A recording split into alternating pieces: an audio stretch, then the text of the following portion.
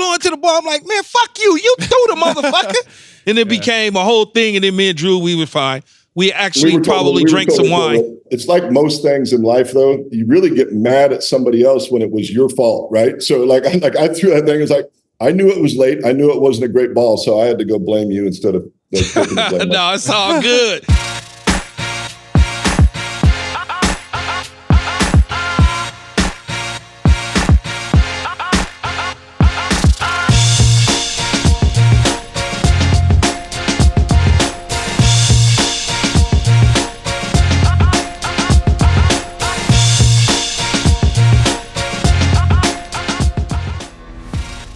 What's up? It's Keyshawn, and welcome to my show, All Facts and No Breaks.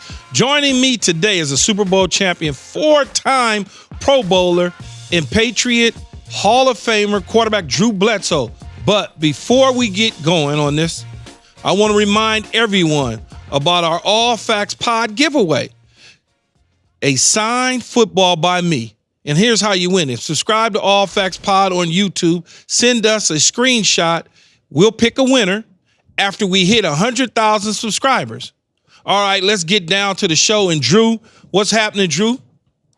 We don't catch up enough, man. But and I wish we'd play together a lot longer, man. We would have had some fun, but it's great to catch up with you. No, yeah, we would have had a lot of fun. Short period of time in Dallas with the Cowboys together. Also on the show with us, Drew, is my son, Keyshawn Jr., nice little 25-year-old. Drew, it's nice to see you, man. When we were in Dallas, that's what I remember most is you as a quarterback, no one else for my dad. So, it's cool. Nobody else. I was getting older. You were kind of right in that age where you started to figure out that, what your dads were doing was kind of cool. It wasn't like, everything else. And that's mostly what my sons remember, too, is our time in Dallas. Exactly. So, Drew, before we get going on anything, I want to know about the business. How's the business going in Bledsoe Family Wines? And I understand that you called me a cheap ass because I asked for you to send me a half a case. Hell yeah, you said it right. We're in the wine business, Keyshawn. We're not charity, But I will tell you, if you do buy some wine, I'll send you one of these big bottles with your number on it. I always save number. I always take care of my football buddies when they buy wine. I send them a Magnum with their number on it. So yeah, buy some wine, then you get a gift. But no, I get it. I understand it. And I can return the favor. Keyshawn, fun fact though, up in Echo, Oregon, I was involved in a winery, and Bledsoe used to buy his grapes, and now he owns that particular vineyard. We wind up getting out of the grape business and selling it to Bledsoe. So, and he still won't give me a bottle. He one-upped you a little bit, huh? Yeah, he got me on that one, but that's okay. No, you got now the timeline. You're close, but the timeline's wrong. That was actually our vineyard we planted. Yes, way back in the day, and then when we sold that one, then you were buying some fruit there. But regardless, look, man, buy some damn wine, man. Don't be cheap. No, I will. No, I'm gonna get it on Fox. There you go. The business. Yeah, there you go. Yeah, charge it to Fox. That's you know how that works. Business expense for research and development. Yes. No, the business is going really well. It's continued to grow over the years. The wine business is facing some headwinds right now. It's the first time ever that wine consumption is kind of plateaued. But we've been able to defy the odds and stay above the tide, and we're still growing and we're making some Pinot down in the Willamette Valley now, and then the rest of the stuff is up there back in my old hometown in Walla Walla. But it's going well. So, Drew, speaking of wine, I'm sure there's plenty of wine flowing at the Brady roast. I understand. I saw a little bit of it, and you killed it for the most part. Did you write your own jokes, and how did that process go? Yeah, it was. We went back and forth with the writers a bit. I sent them a lot of ideas, stuff that I was comfortable with. They sent back some other stuff. The nice thing was there were a couple of wine plugs we were able to get into the deal, and those actually came from the writers. I didn't know if it was appropriate to throw in some wine stuff, and they sent that stuff back. But we went back and forth a bit. They actually sent me some jokes that I turned down, and they gave those to Tom, which I thought was kind of funny. He picking up my scraps again. No, it was fun, man. And then that night, it's sort of like I had to have just like the right amount of wine. I had like a couple glasses of wine before I got there just to calm the nerves a little bit. But you don't want to have too much because then then you turn into Gronk. But yeah, man, it was fun. But I'll tell you, we've been in the public eye for a long time, Key, and but then that's a little different. You got to go do comedy, in front of a live Netflix audience and 20,000 people in the arena. That was not something I had done before. So anytime you do something that's new, it's a little nerve wracking. But it ended up being a lot of fun. I was glad I got to go early because then I got to just sit back and laugh the rest of the night.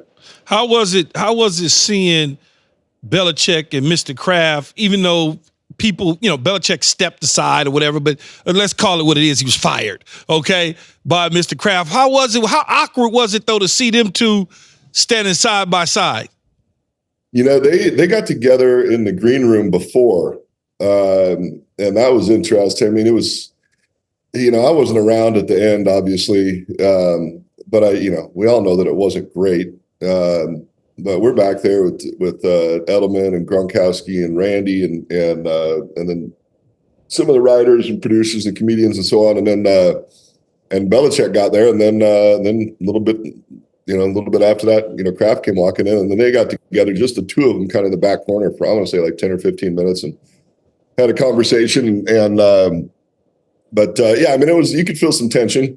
It's never great when you get back together with the old boss that fired you. I've had that feeling before, just actually with Bill. The first time you get back together, it's not super comfortable, but it was good. I mean, I thought it was good for those two guys, for Kraft and for Belichick, that they were both there, and got to show some respect for each other, even while they're making fun of each other, and to have them there together with Tom, because there's the outside perception that we all know that they all hated each other. And that's never the case. I mean, it's a long relationship, more successful than anybody else has ever been. Those things are hard, but ultimately you can tell that there's so much respect there still. Who do you think had the best jokes at the roast? Man, Nikki Glazer was just a killer. I agree. I mean, it was kind of crazy to met up with a bunch of people at the after party, and she was there at the after party, and she is the nicest person you ever meet in your life. She is just an absolute sweetheart, very pretty. Introduced me to her boyfriend that she made that really awful joke about, and I'm like, dude, you need a hug, man. But I told her afterwards, like, you're kind of a Bond villain. You're really pretty and super sweet, and then you are just an absolute killer. So she crushed it. Tony Hinchcliffe, man, when he came out of the audience and started rolling, man, he was killing it too. Yeah. And then I thought the all the football guys did a good job, man. I really did, because that's, like I say, man, it's not something we're used to. Getting up there and trying to do comedy with professional comics. But I was proud of the guys that all showed up and did that. Drew, is there anybody in the professional sports world you would like to see get roasted? Shoot, you. No, you don't want to hear it now. Keyshawn up there. No, mine wouldn't be any good. Wouldn't be funny. No, we were talking about that. It's like, one, they've got to be, super famous. Yeah. And then two, there's got to be some material to make fun of, but not too deep, right? So, like, people throw out LeBron. We're like, I don't know what you make fun of with LeBron. He's done everything so right all along. There's really not much there in terms of making fun of him. I think we would all love to see Barkley and Shaq get roasted. I mean, they kind of just roast each other, every night on Inside the NBA anyway. Would be fun. Peyton and Eli, you could do both of those guys side by side. That'd be funny. And then who else, man? I don't know. Gronk kind of got roasted already. There were as many Gronk jokes as there were Brady jokes during his roast. Why would he? Hey, Drew, why would he spike the damn shot glass? Why would he do that? Because he'd had half a bottle of tequila while he was sitting up there. But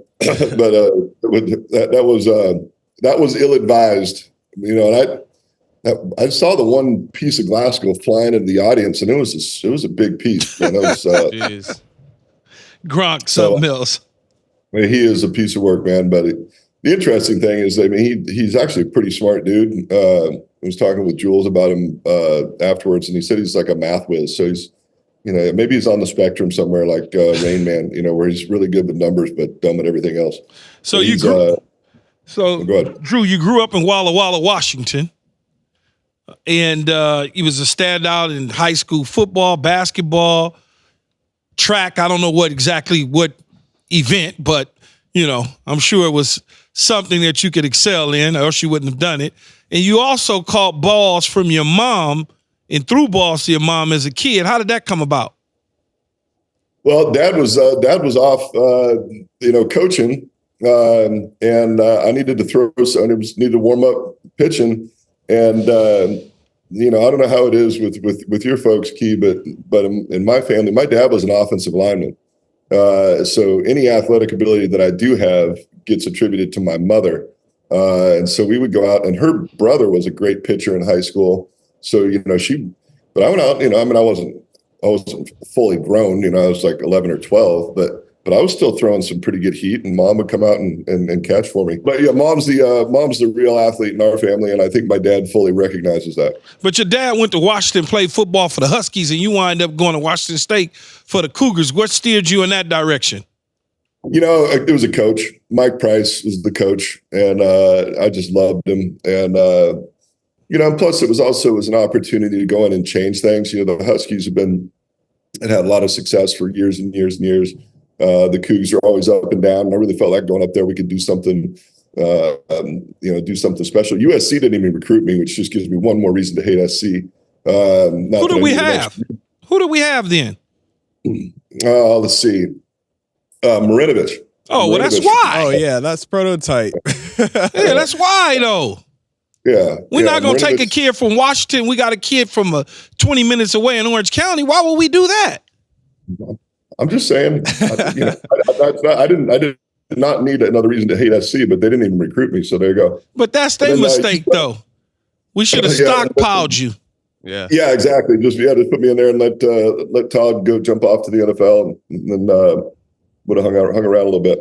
Well, it worked out for you anyway, Drew. You was the number 1 overall pick in 1993. It is obviously every time I talk to former number 1 picks, because I was a number 1 overall pick as a receiver a couple years after you, and I get a chance to talk to the Mannings and just different people. What was that experience like doing draft night? It was pretty crazy, Key. And the funny thing is that I think I was the last and maybe only number 1 overall pick to not wear a suit. And that was simply because I didn't own one, man. I was true country boy from nowhere. I didn't even own a suit when I got drafted. So I'm up there in just a shirt. That's weird. But pretty crazy. It's obviously not what it is now, when you and I got drafted, I think you were still in New York City, right? Yeah. I was in New York. I had a suit. Yeah, I know you did. Look at that. Yeah, there's my outfit. That's all I can come up with right there. Yeah, true country boy. But yeah, we're back there in New York City. It was actually the first time that my folks and my brother and I were on an airplane together was when we flew to the draft. Man, it was like the Waltons go to New York. Man, we're walking around looking at these big buildings and not knowing we're about to get murdered in the middle of the night. And and then draft day, man, it was kind of crazy. It was, it's fast. You and I had the blessing of not having to sit there and wait for a long time. The draft starts and your name's called, and then it's kind of a whirlwind after that. Did you know you would go 1, or were you kind of skeptical that Seattle had the number 2 pick in the draft and you could go to 2 and New England could take Rick Meyer at 1? Yeah, and Parcells played his cards really close to the vest. He wouldn't tell anybody what his plans were. We felt like I was going to be the pick, but if they didn't pick me, then I was going to fall all the way to number 2, and to be all the way, man, that's right underneath. I know, right? Number 1 picks, man. I know, right? We're looking. Hey, when we get older like this, Junior, we got to grasp onto these things from way back in the day. I was also, but I kind of wanted to go to Seattle. I mean, that's my hometown team, really. Mm-hmm. You know, they're the closest team to us up here. Ultimately, was really glad I went and played ball out there out in New England. And, you know, for me, honestly, it was kind of nice being that far away from home. Yeah. This is how old we are, Junior. This was like pre-internet. Yeah. So, and so, you know, my friends and my parents back home, all they got to see were highlights. You know, they couldn't go and they didn't get all this. They couldn't get every game. They couldn't get, you know, all the other commentary that comes at you now. So, you know, when I got home, you know, I could walk around and be fairly anonymous. And as far as anybody at home knew, all I did was throw touchdowns because they just only saw highlights. Who was a quarterback in Seattle then? Like Jim Zorn or something? Let's see, Zorn and then Dave Craig. And then Dave Craig. They had drafted a few years before us, Dan McGuire. Yeah, Dan McGuire from San Diego State. Yeah, exactly. Big old 6'8" donkey. He could throw it. No, he was tall as hell. Oh man, right. I'm tall. I'm 6'5". I mean, we're tall, Key, but you meet Dan McGuire, man, the dude should be on the basketball court instead. No, I swear you're taller than 6'5". You're every bit of 6'6", seriously. No, man, I haven't started to shrink yet, which is good. But no, 6'5" even. I was 6'5" even at the combine. Gosh. So when you look back at it in 1996, you led the Patriots to the Super Bowl. Obviously, you fell short in New Orleans there against Brett Favre and company in Green Bay, 35-21. You look back at that season, like, was it everything and then some, or the fact that you didn't finish the deal as a team that you just kind of like, damn? Yeah. I mean, it's, you know, the sad thing in a season like that. First of all, we were unexpected, right? We'd been 5-11 the year before, and so we kind of came out of nowhere to make that run.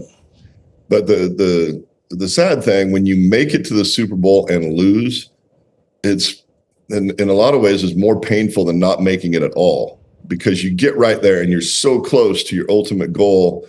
Man, it's painful. I've never watched that game. I've never watched that Super Bowl game. You know, didn't have a great game. Reggie White wore me out and tried to bury me underneath the AstroTurf. So it hurts, man. It hurts to be in that situation and not win it. And then we get back there in 2001, but the other guy's on the field. So we won that one, which is great, but that one's a little bit bittersweet as well. You know, yeah, in 2001, you mentioned it, you guys go AFC Championship game to Pittsburgh, and I tell people this all the time, and not just because you're on the podcast. I say if Drew Bledsoe wasn't the quarterback in that Pittsburgh game, they don't go to the Super Bowl. They just don't. It's the reality of it. It's the truth. It's the reality of it. When you look back at it, though, in 1996, Drew, if you win that Super Bowl, is there even a thought in your mind that there is another quarterback in the New England Patriots? No, heck no. You know, when they drafted Tommy in 2000, you know, I mean, he came in. He was, you know, everybody knows his whole story, but he was not a threat. Key, you know, I mean, it was like he's just this skinny kid that's on practice squad. And then on that next year, I signed a 10-year contract. Looked like I was going to be there for the rest of my life. So, you know, I didn't see that whole thing coming, and I don't think anybody else did, except maybe Tom himself. So, but no, there was not a thought in my mind. I thought I was going to play my entire career for one organization, and that we were going to go on and win a few more championships, and you know, just didn't work out, man. Life throws you curveballs. No, it definitely, Keyshawn, as I always tell you, life does throw you curveballs, but you tend to weather the storm, you fight back, you continue to do a great job. You then move on to Buffalo, you know, and Tom and the New England Patriots, they go on and have some success, but you move on to Buffalo, to quarterback the Buffalo Bills after the legendary shoes of Jim Kelly. How difficult was that? You know, one of the things there are two things about Buffalo that are pretty interesting. First, everybody thinks when you go to Buffalo, you're getting exiled to the end of the earth. And, you know, it was like that a little bit. The weather's awful. but it was a cool place to play. You know, it was like it's small town. The fans are diehard. So a lot of the, you know, once people get to Buffalo and you play for the Bills, you kind of learn to love them. And then Jim, he was one of my heroes. Like he was drafted in that class of '83 with Marino and Elway, and for me, it was kind of a trip to be there following a guy whose poster I had on my wall when I was a little kid. But Jim was so incredibly gracious. He was always around, and you know, he was incredibly kind to me, and made that whole thing easy. You know, even though, you know, he's one of those guys that's on Mount Rushmore, and still to this day is incredibly kind and just a great dude.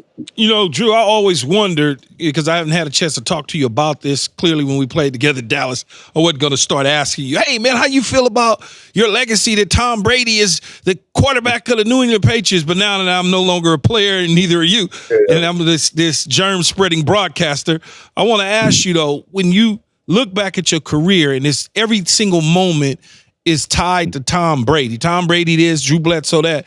How does that make you feel?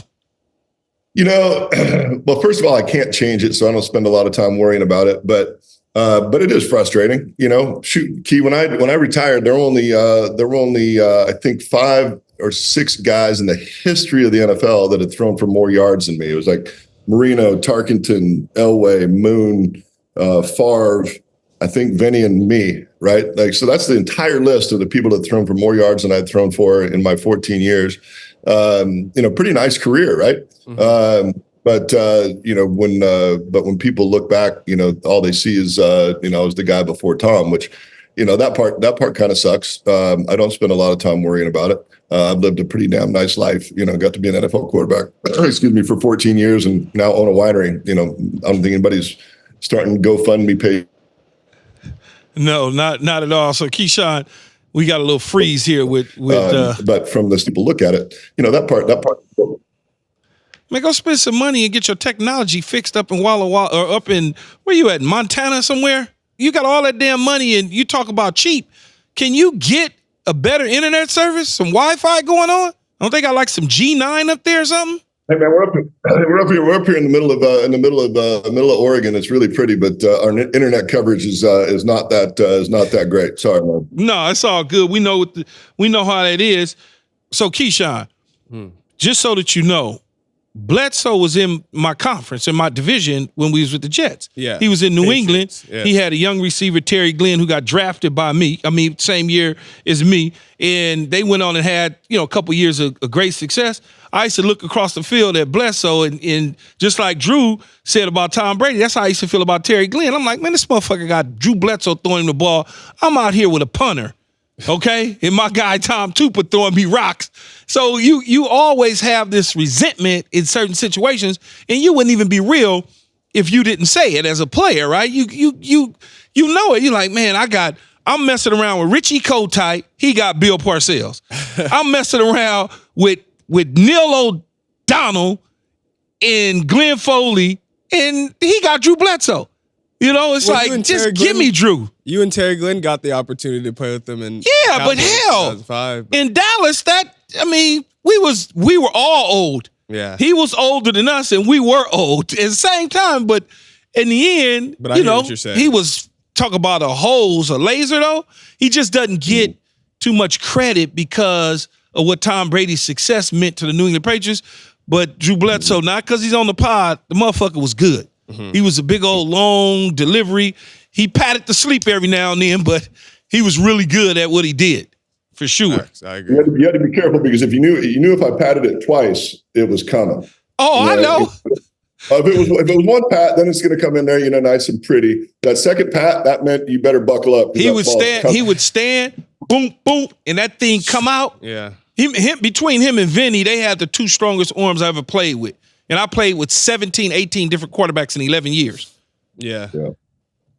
So what are go interesting. Ahead. You know, I mean, Key, you know, you look back at different people's careers, and again, man, it was such a blessing that we got to do this for a living. And so I don't ever want anybody to ever think that it's sour grapes in any way.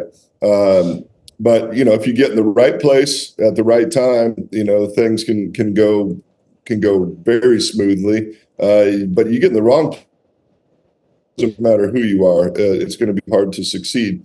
And when you have that again, that blessing that you and I had, being drafted number 1 overall, well, the team you're going to earn the right to have that pick because they sucked. Yeah. And so, you're going into at least a couple of years you're trying to pick it up.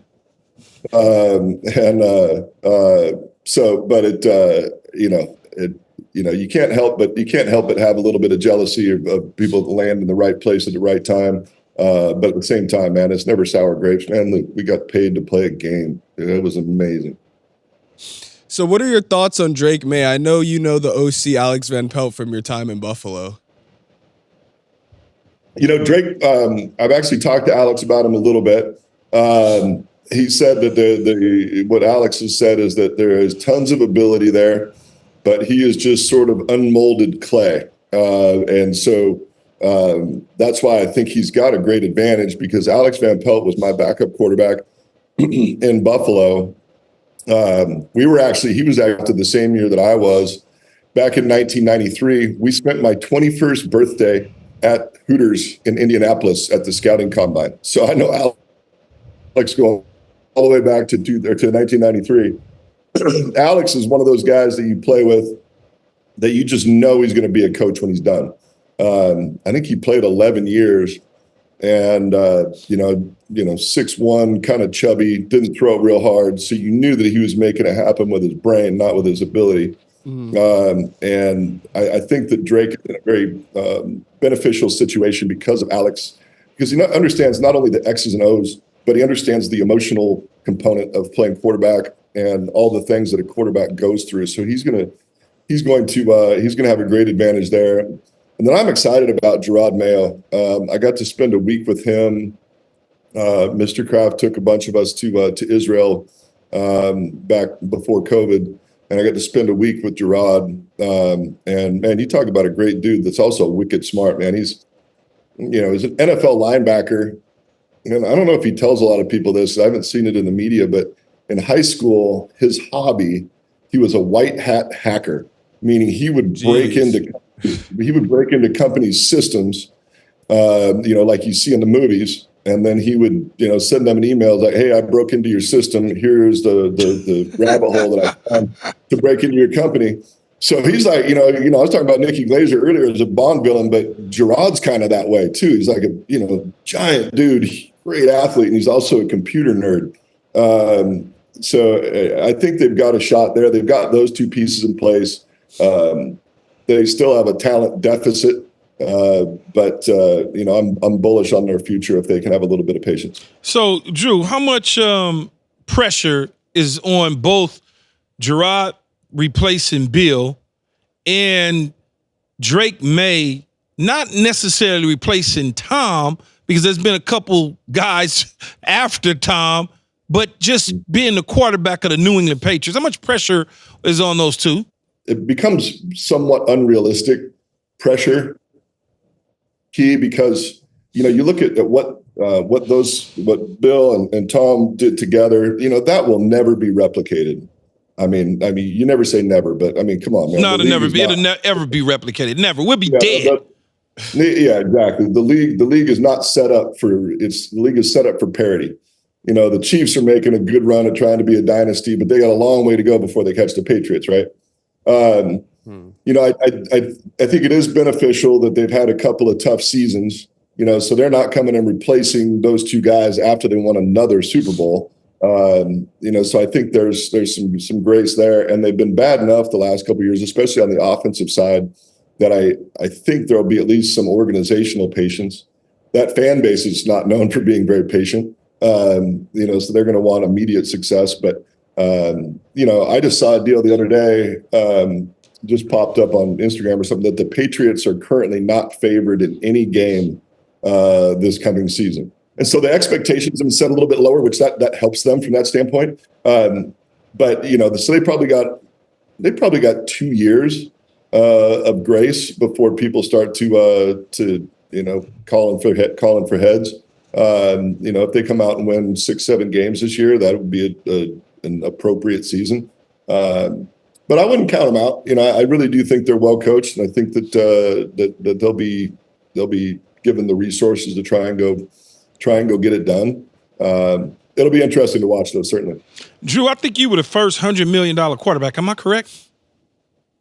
Well, technically, yes, Key, but you remember how those contracts were back in the day, right? Yeah.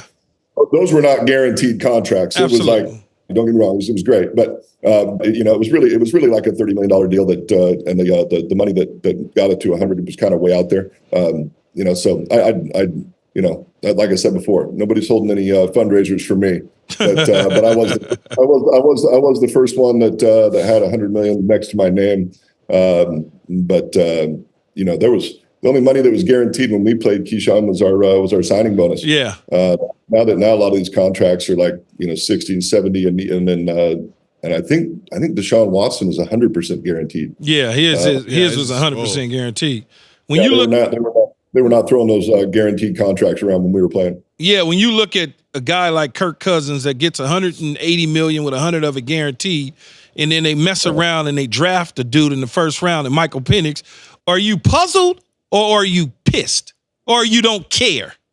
If it was you, Drew. Here's the thing to me, Key, is that my era and your era when we played, we were actually the most significant jump in terms of how players were paid. Because if we, did the right things and didn't screw up too much, we could, if we wanted to, could just stop when we're done playing. If you play for 10 years plus, and put the money and treat your money right, you can quit and go on and do whatever you want to. The era right before us, those guys had to get jobs, immediately when they were done playing because they just didn't make enough to do that. And so when you look how it's grown, obviously, yeah, man, that'd be cool to have some of the guaranteed money and so on. But the most significant jump was actually from the era before us to us. Was really when the biggest jump happened. It's continued to be a crazy business, but I'm super curious to see how it works out down there in Atlanta, though. Dude, Penix, I got to watch him a lot because we're up here in the Northwest. I hate the Huskies, but that kid is pretty special. Key, I think he's going to be a great player. Made no sense to me what Atlanta did. Like you either do one or the other.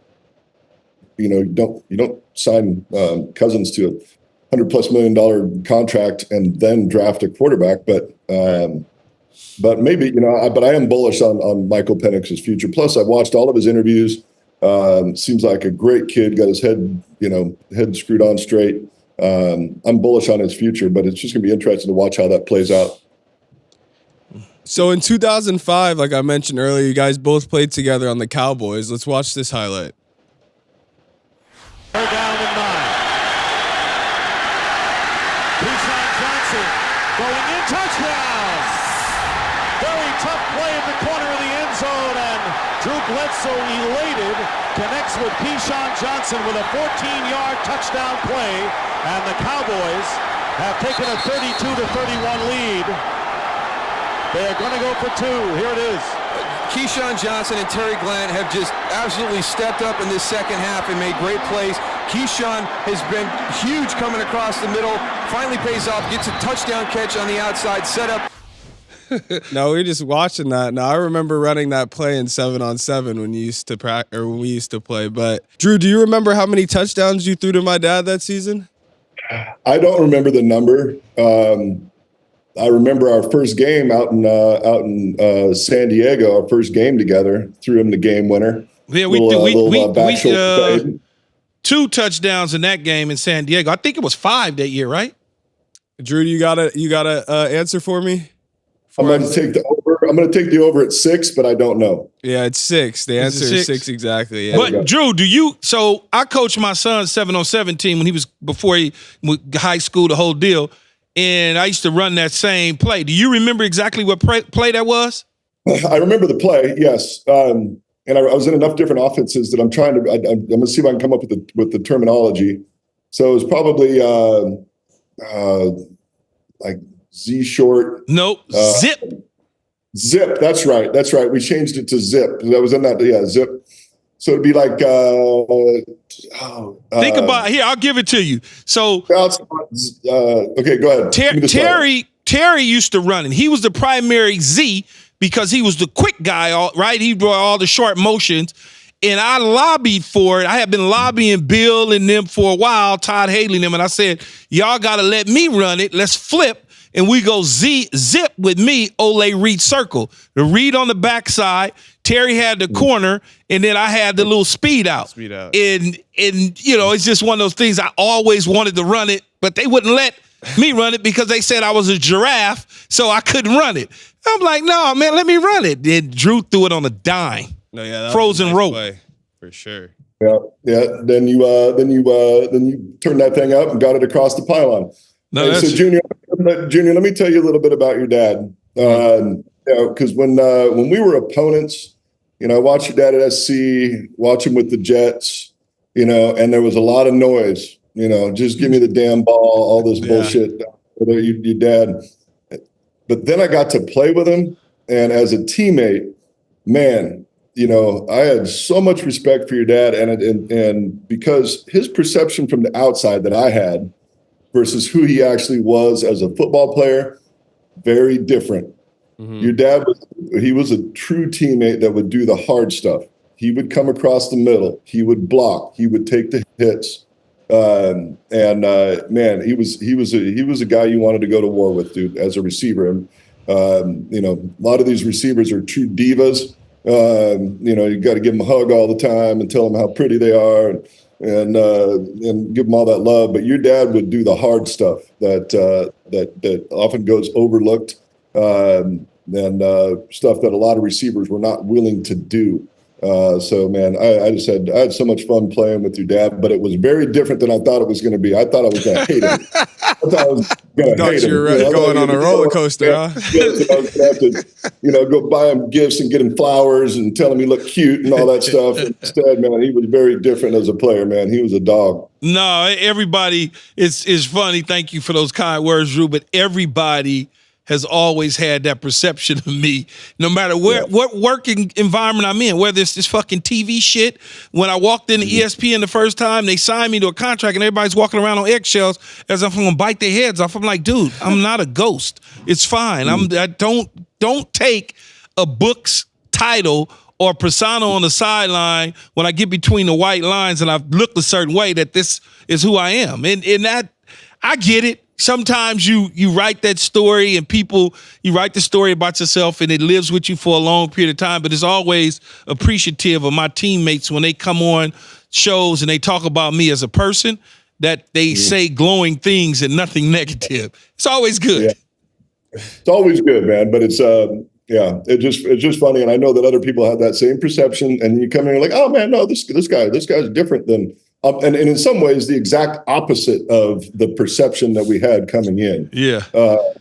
You're like, oh no, this guy's a freaking warrior. Like he'll do all the hard stuff. I was up with Eric Molds up in Buffalo, and I don't know if Eric will ever listen to this. If you do, love you, buddy.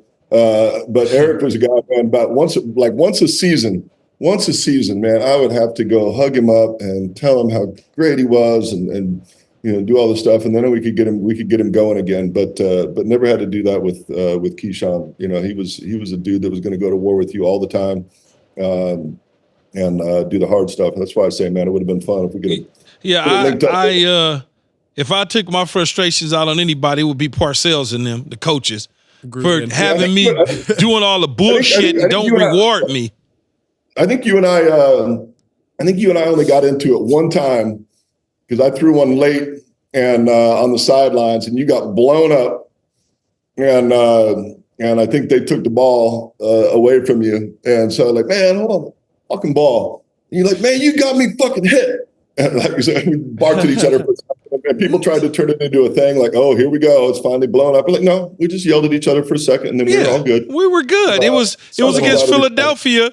Against Philadelphia, I felt like it was Shelton Brown or Lito.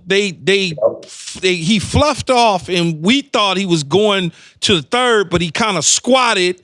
You threw it late. I made the attempt to catch it, but he bang play. The ball popped up, and then you couldn't tell what it was. You just saw the guy going the other way. And that's what it's like, hold on to the ball. I'm like, man, fuck you. You threw the motherfucker. And it became a whole thing. And then me and Drew, we were fine.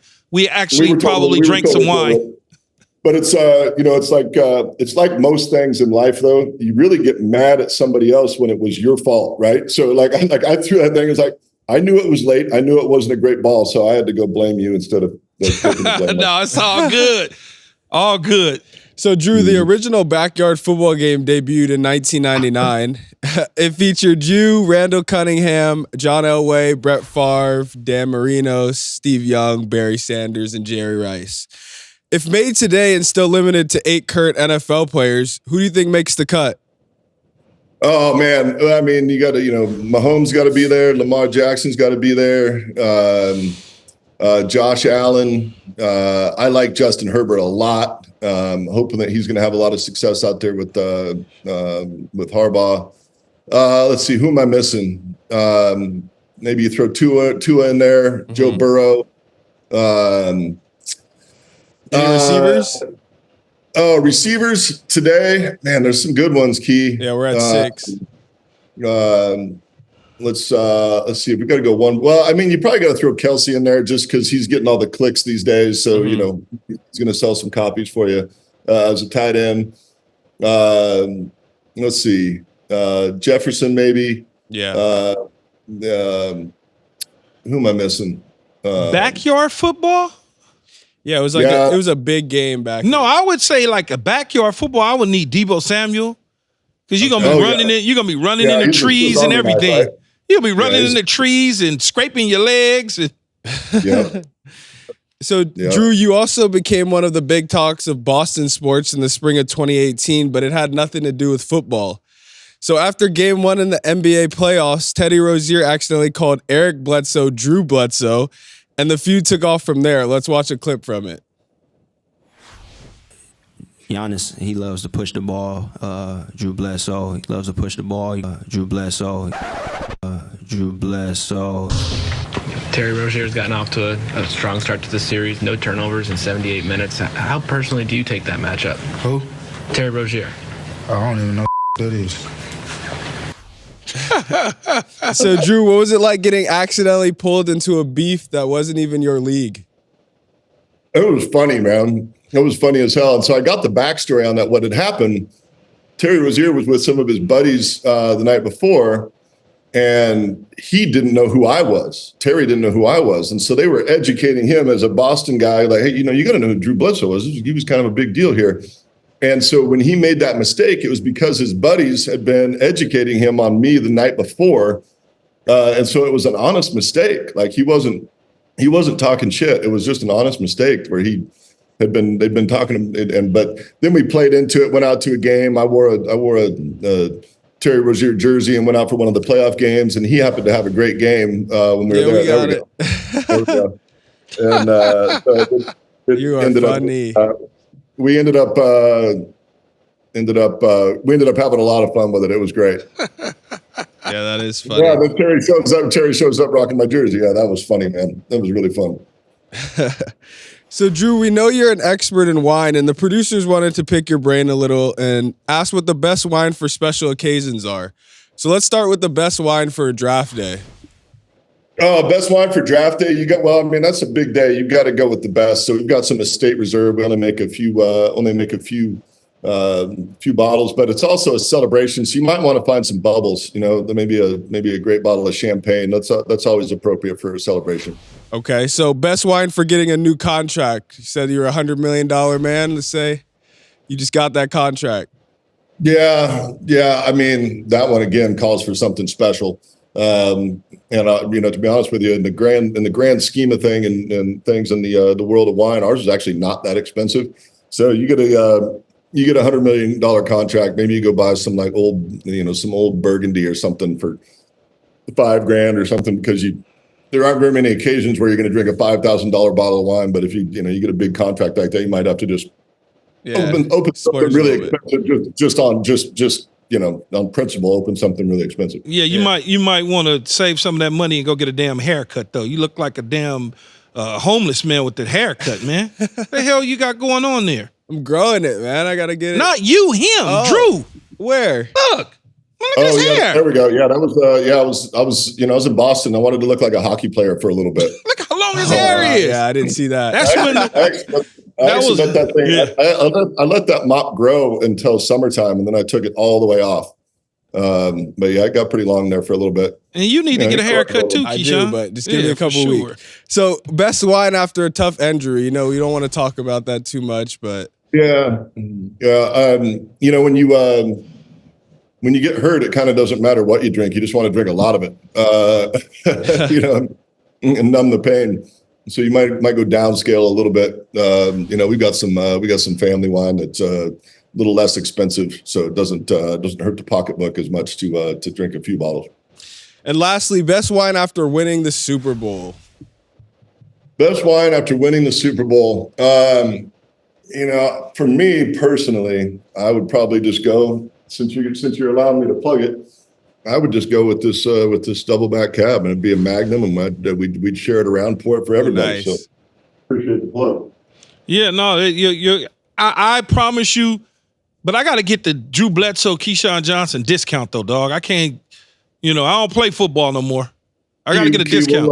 We'll talk offline, man. I know time. Little discount code. But I need a discount code. I know times are hard for you, but I'll send you down some juice. You'll like it, man. We just got our first 100-point score. Is that right? My guy Josh McDaniels, which is funny, man. People give us a lot of grief because our winemaker's name is Josh McDaniels, just like the football coach. Yeah. And, what's the dang? You said 100 points. Mm-hmm. Has it ever been 100? Like, how many wines get 100? Only a handful in the world every year. That's what I'm saying. Yeah. So, yeah, we're rising up. We're still getting better. My guy and our team, they're doing a great job, and we've got our own farming company, man. We got 70 employees now, so I mean, it's a real company. No, of course it's real. It's been real ever since you took it over. It's just gonna keep growing and growing and growing, and eventually you're going to continue to have this success, and I'm sure somebody will come up and hand you one of them big checks, and you'll be like, okay, just don't ruin it. Yeah, we'll see, man. I don't know, man. This is my baby, Yeah. It's, it would, everything has a price, of course, but it would take a lot for me to give it up at this point. It's something that's pretty important to us, and we're having a lot of fun with it, man. I get to travel a lot, and I get to travel to good places and call it work. So, it's been a fun business. We'll see. Check back with me in 4 or 5 years, see if I'm sick of being on airplanes. But so far, it's been a lot of fun. All right, man. Well, thanks a lot to you, the Bledsoe Winery, the family, Double Back Everything for joining this show. That's a wrap for today. Again, thanks to Drew Bledsoe. Thank you so much. My son, Keyshawn. Don't forget about our All Facts Pod giveaway. Win a signed football by me. And here's how you enter it. Subscribe to the All Facts Pod on YouTube. Send us a screenshot. We'll pick a winner after we reach 100,000 subscribers. Until then, next time for me and Junior, I'm Keyshawn. Peace.